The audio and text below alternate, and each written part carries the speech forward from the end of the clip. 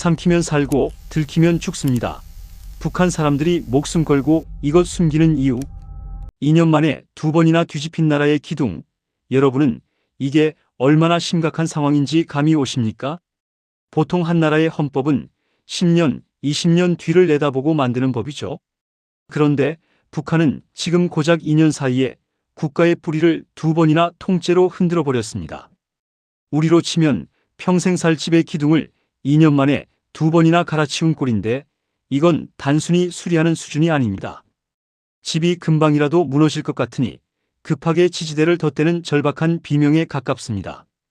핵무기까지 손에 쥔 사람이 왜 미사일 버튼 대신 법전을 뒤적이고 있을까요? 이번 개헌에서 가장 눈에 띄는 건 사회주의라는 간판을 떼어버린 겁니다. 수십 년간 지켜온 가문의 간판을 스스로 내렸다는 건 이제 명분보다는 당장의 생존이 급해졌다는 뜻이죠. 특히 한국을 가장 적대적인 국가라고 헌법에 아예 못을 박았습니다. 예전처럼 우리 민족끼리라는 달콤한 말로 감싸기엔 이미 북한 내부로 퍼진 한국의 문화가 정권의 심장을 너무 깊숙이 찌르고 있었던 겁니다. 김정은이 이렇게까지 서둘러 헌법이라는 방패를 세운 진짜 이유는 따로 있습니다. 밖에서 날아오는 총알은 방탄조끼로 막으면 그만이지만 안에서 터지는 주민들의 생각은 그 어떤 방패로도 막을 수 없기 때문입니다. 레이더에도 잡히지 않는 이 무시무시한 내부의 적이 지금 평양의 안방까지 점령했습니다. 대체 무엇이 그토록 강력했기에 김정은을 이토록 조급하게 만들었을까요? 이제부터는 북한의 법보다 훨씬 더 강력한 힘을 발휘하고 있는 그 은밀한 뇌물의 세계를 들여다보겠습니다. 과연 그곳에선 어떤 기막힌 거래가 오가고 있을까요? 돈이면 안 되는 게 없고 돈 없으면 죽는 나라. 여러분, 이게 지금 북한의 법이 작동하는 진짜 모습입니다. 앞서 말씀드린 3대 악법, 그거 종이 위에서는 서슬퍼런 칼날이죠. 한국 드라마를 유포하면 사형이라는 법 말입니다. 그런데 이 무시무시한 법이 실제 현장에서는 어떻게 쓰이는지 아십니까? 바로 공권력의 주머니를 채워주는 황금알을 낳는 거위가 되어버렸습니다. 똑같은 드라마를 보다 걸려도 누구는 700만 원 넘는 뇌물을 바치고 웃으며 풀려나고 돈 없는 가난한 청년은 본보기로 처형대 앞에 서야 하는 게 북한의 잔인한 경제학입니다. 단속이 심해지면 나라가 바로 서야 하는데 북한은 정반대입니다. 단속이 세질수록 요원들이 요구하는 뇌물 액수, 즉 몸값만 천정부지로 솟구칩니다. 이제 북한의 보위부 요원들에게 한류 단속은 체제를 지키는 사명이 아니라 1년치 생계를 한 번에 해결하는 도다지 사업이 된 것이죠. 국가를 지탱해야 할 공권력이 오히려 돈맛에 취해 체제를 안에서부터 갉아먹고 있는 형국입니다. 법이 엄격해질수록 정권의 통제력은 오히려 시장의 돈 앞에 무릎을 꿇고 있는 셈이죠. 그런데 여기서 정말 흥미로운 지점이 하나 있습니다. 이렇게 돈이 지배하는 세상에서 나고 자란 북한의 젊은이들은 이제 나라에서 가르치는 수령님의 은혜를 믿지 않습니다. 그들의 머릿속에는 충성심 대신 훨씬 더 무섭고 실리적인 계산기가 돌아가기 시작했는데요. 국가의 배급 한 번 받아본 적 없는 이들이 대체 무엇을 믿고 김정은의 총구 앞에서 이어폰을 끼는 걸까요? 다음 장에서는 김정은이 밤잠을 설치며 가장 두려워한다는 이름조차 생소한 장마당 세대의 실체를 낱낱이 파헤쳐 보겠습니다. 이들이 바꿀 북한의 미래 궁금하지 않으십니까? 국가가 밥을 먹여주지 않는 나라에서 자란 아이들은 누구를 믿고 따를까요? 여러분, 지금 북한 체제를 밑바닥부터 뒤흔드는 진짜 주인공은 핵미사일이 아니라 바로 장마당 세대라 불리는 2030 청년들입니다. 이들은 90년대 고난의 행군 시절 국가 배급이 완전히 멈췄을 때 태어났습니다. 나라에서 쌀 한 톨 받아본 적 없는 이들에게 수령님 덕분에 먹고 산다는 교육은 그저 들리지 않는 소음일 뿐입니다. 이들을 키운 건 위대한 지도자가 아니라 시장 바닥에서 억척스럽게 장사하며 가족을 먹여 살린 엄마의 손맛이었기 때문입니다. 이 청년들에게 국가란 필요할 때 도와주는 고마운 존재가 아니라 장사하는 데 방해만 되고 뇌물이나 뜯어가는 귀찮은 감시자에 가깝습니다. 충성심이 들어갈 자리에 시장 경제의 실리와 생존 본능이 꽉 들어찬 것이죠. 김정은 정권이 아무리 공포 분위기를 조성해도 이들은 겉으로만 고개를 숙일 뿐 속으로는 어떻게 하면 돈을 벌고 더 재미있는 세상을 구경할지 고민합니다. 태생부터 체제에 대한 부채의식이 전혀 없는 이 세대가 지금 북한 사회의 허리가 되었습니다. 그런데 이 장마당 세대의 손에 과거와는 차원이 다른 강력한 무기가 들리기 시작했습니다. 예전처럼 숨기기 힘든 커다란 비디오 테이프가 아닙니다. 단속반이 들이닥치면 순식간에 삼켜버릴 수도 있는 손톱보다 작은 반도체 칩이 이들의 세상을 바꾸고 있습니다. 기술의 발전이 어떻게 독재자의 철권 통치를 비웃으며 북한 안방까지 침투했을까요? 다음 장에서는 단속반의 눈을 속이는 기상천외한 수법과 북한 전역에 퍼진 좁쌀만한 USB의 무시무시한 파괴력을 공개합니다. 예전에는 한국 영화 한 편 보려면 팔뚝만 한 비디오 테이프를 숨겨야 했습니다. 들키면 빼도 박도 못하는 증거물이 됐죠. 하지만 지금 김정은이 상대해야 하는 적은 손톱보다 작은 SD카드와 좁쌀만한 USB입니다. 여러분, 이게 얼마나 무서운 건지 아십니까? 이제 북한 주민의 90% 가까이가 USB를 가지고 있습니다. 단속반이 집안을 샅샅이 뒤져도 찾기 힘들 만큼 작고 유사시에는 입안에 넣고 삼켜버리면 그만입니다.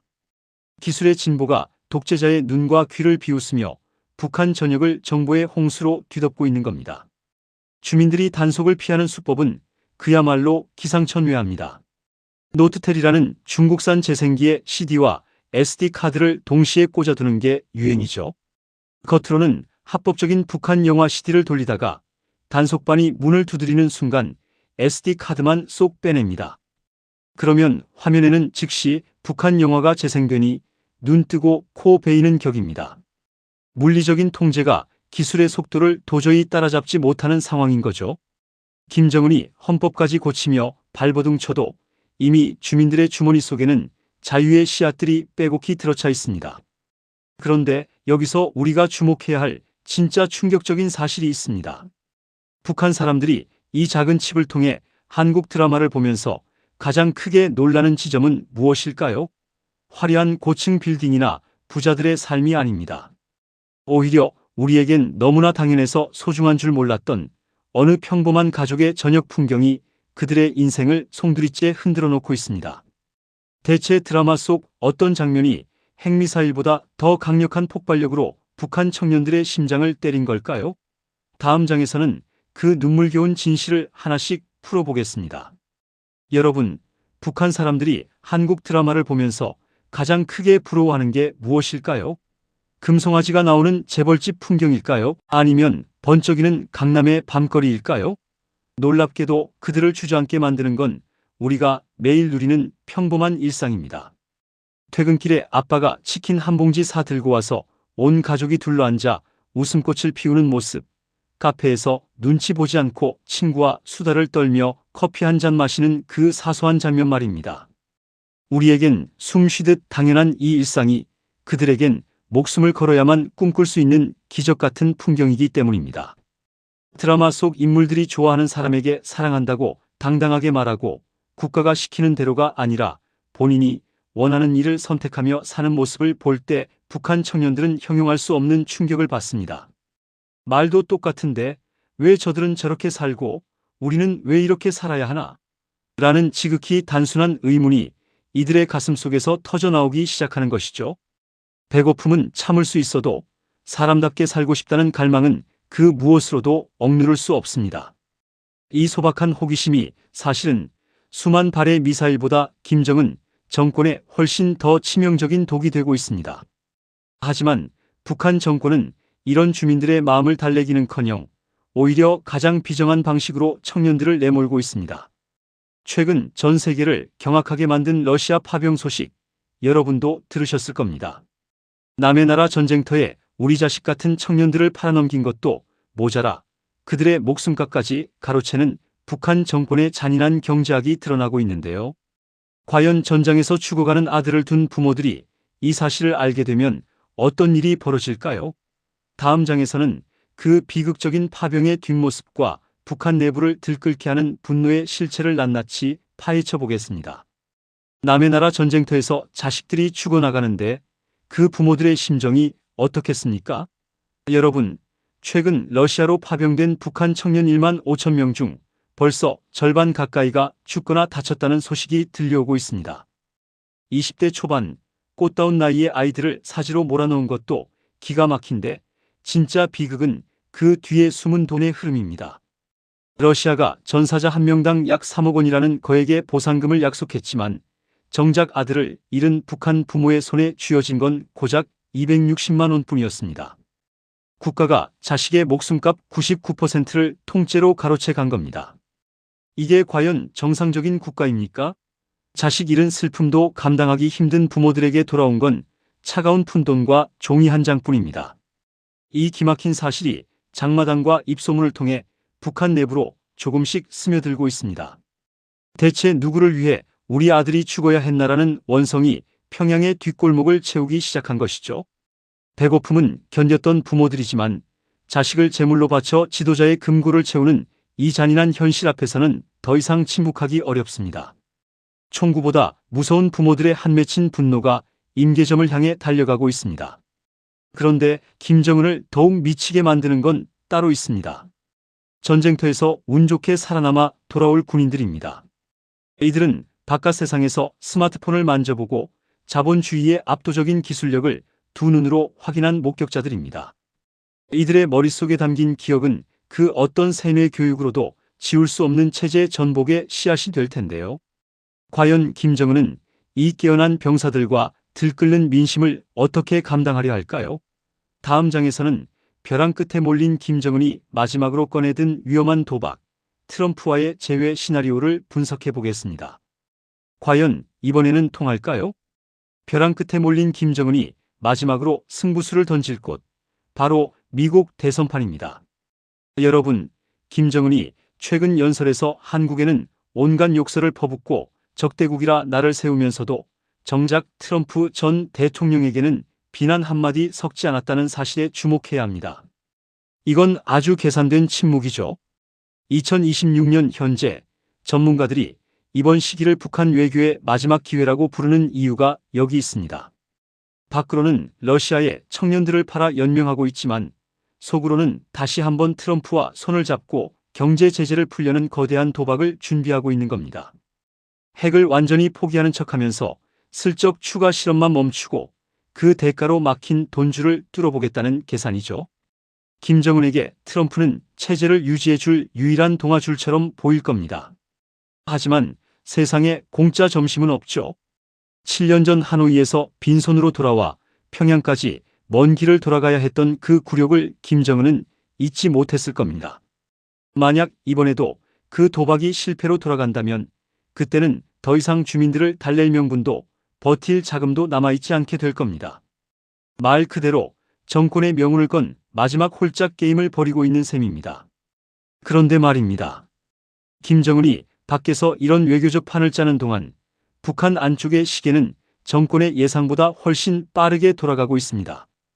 독재자가 헌법을 방패 삼아 막아보려 했던 그 자유의 바람이 이제는 단순한 유행을 넘어 체제의 근간을 송두리째 무너뜨릴 거대한 파도로 변하고 있기 때문입니다.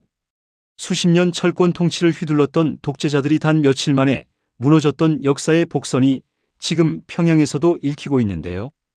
과연 북한의 마지막 날은 어떤 모습으로 찾아오게 될까요? 마지막 장에서 북한 체제 붕괴의 결정적 시나리오와 우리가 마주할 미래를 정리해 드립니다. 끝까지 눈을 떼지 마세요. 여러분, 역사의 시계는 때로 우리가 상상도 못할 만큼 순식간에 멈춰버리곤 합니다. 23년 동안 루마니아를 철권으로 다스렸던 독재자 차우셰스쿠가 무너지는 데는 고작 4일밖에 걸리지 않았습니다. 수만 명의 군중 앞에서 큰 소리치던 그가 군중 사이에서 터져나온 작은 야유 한 번에 무너졌던 그 순간을 기억하십니까? 지금 북한의 상황이 그때와 너무나도 닮아 있습니다. 김정은은 헌법이라는 낡은 방패를 세워 성벽을 높이고 있지만 이미 북한 청년들은 이어폰이라는 작은 창으로 그 성벽에 구멍을 내고 있기 때문입니다. 결국 이 싸움의 승패는 정해져 있습니다. 총구의 공포는 잠시 사람의 몸을 묶을 수 있지만 한번 깨어난 자유의 의지는 그 어떤 법으로도 가둘 수 없습니다. 나도 사람답게 살고 싶다는 그 소박한 호기심이 수십 년간 쌓아올린 세뇌의 장벽을 지금 이 순간에도 무너뜨리고 있습니다. 공개 처형의 공포를 뚫고 다시금 이어폰을 귀에 꽂는 그 청년들의 손길이 바로 북한 체제의 마지막을 알리는 초읽기입니다.